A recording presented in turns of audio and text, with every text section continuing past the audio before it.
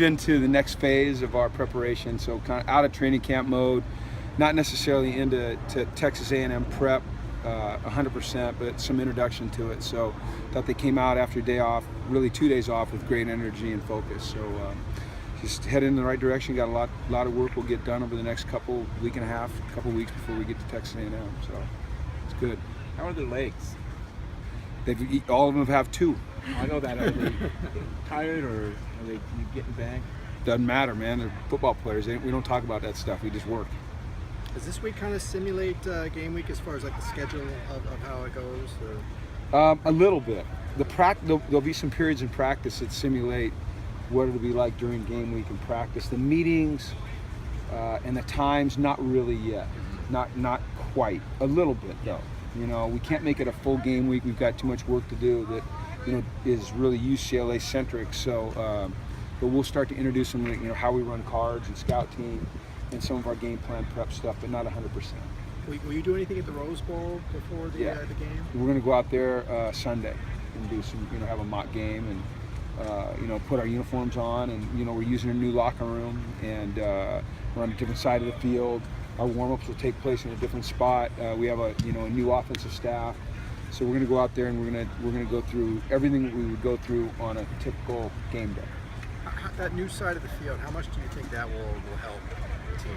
I think what helps us is playing well between the numbers, between the lines. Yeah.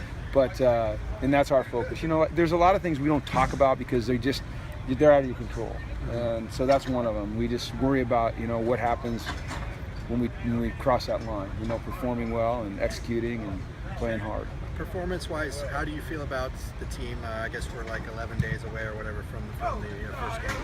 I mean, we're making progress. We've got a lot of work to do, but we've got a lot of young men that are out here every day with great focus and intensity, and you know, their mind is in the right spot.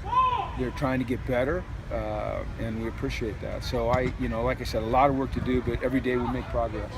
We didn't see Deshaun Holiday out here in camp. Is he supposed to come back? Can you give us any update on him? Deshaun there's a 105 rule, so you're only allowed to have 105 in your camp. So he was not in camp. Zach Bateman came back last week, so he's back with us now. Deshaun's still a ways away. He's working hard every day. He's in the weight room. He's in the training room. He's doing rehab. But he's not ready yet. So, and he probably won't be for a few weeks. Did you come out of camp okay injury-wise? Very good. I mean, today we had one guy that was on the bike, and that was Kenny Lacey, and that was simply because he had a little procedure this morning, an injection, and there was a pinching when he tried to get in the stance. So other than that, we're good. He's fine as well.